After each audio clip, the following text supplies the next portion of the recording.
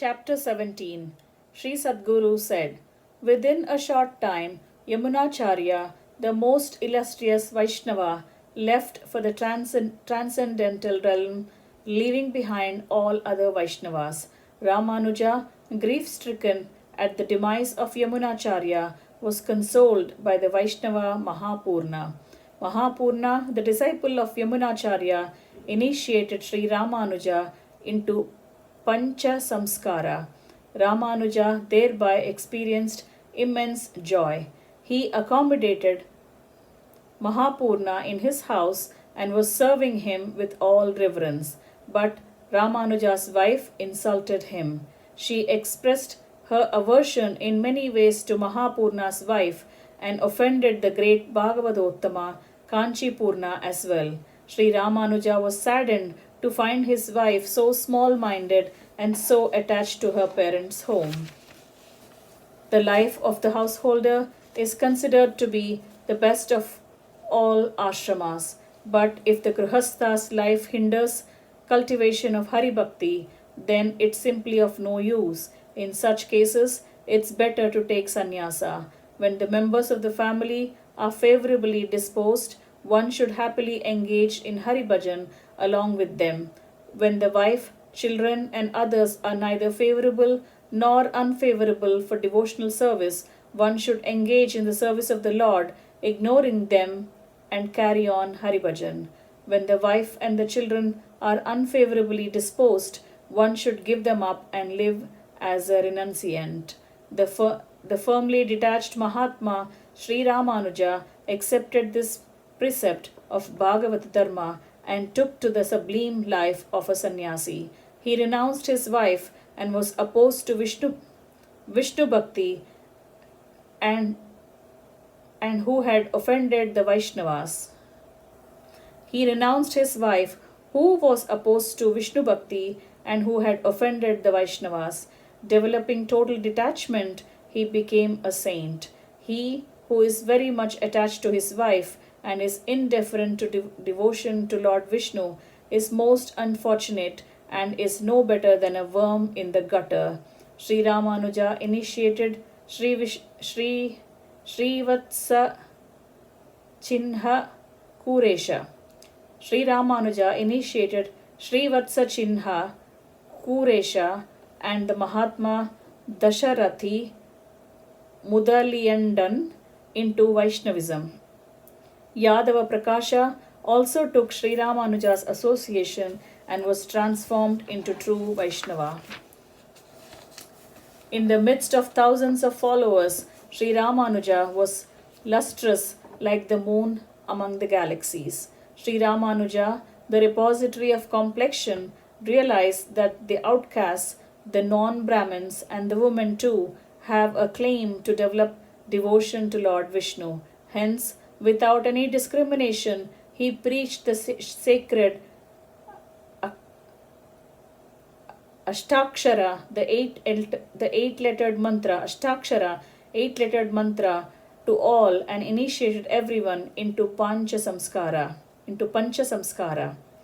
At the injunction of Lord Ranganatha, he was vested with absolute power of rule over the empire, the Sri Rangam temple. Regularly worshipping Sri Ranganatha, he celebrated various festivals of Lord Ranganatha on a grand scale with all splendor. The executive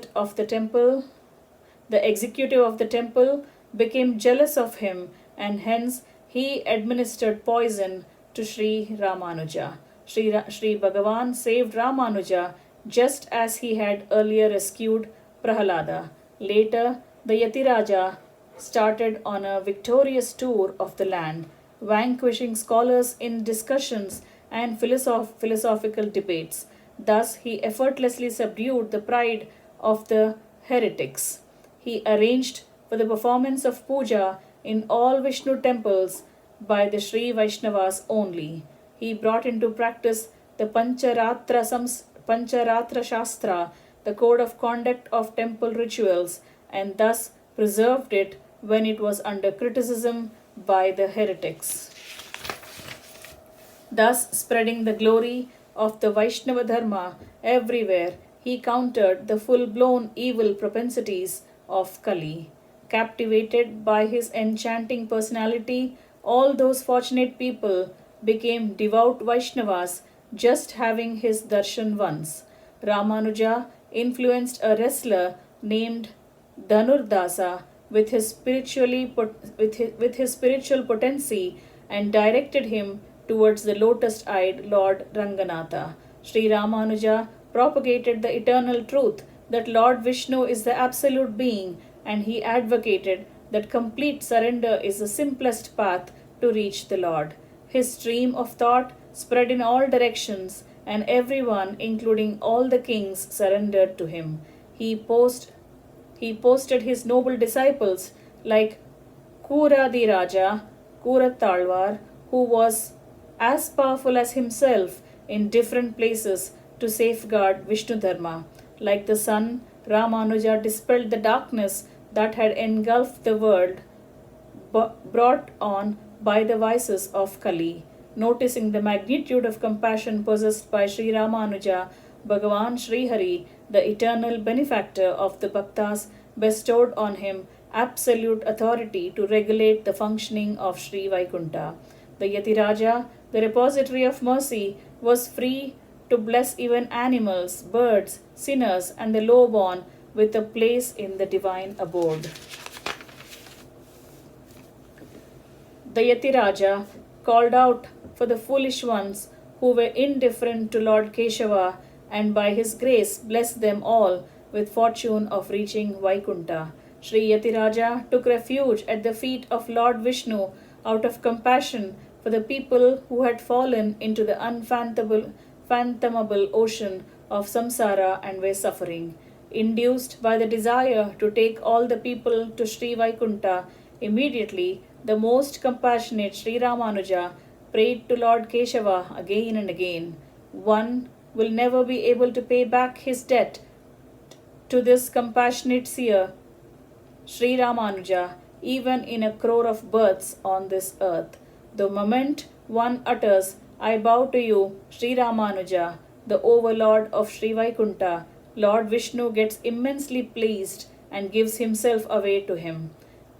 Enough of chanting Ashtakshara, enough of chanting Dwadashakshara. The chanting of the name of Sri Ramanuja is so powerful that it takes one to Vaikunta. Thus ends chapter 17, entitled Sri Ramanujarya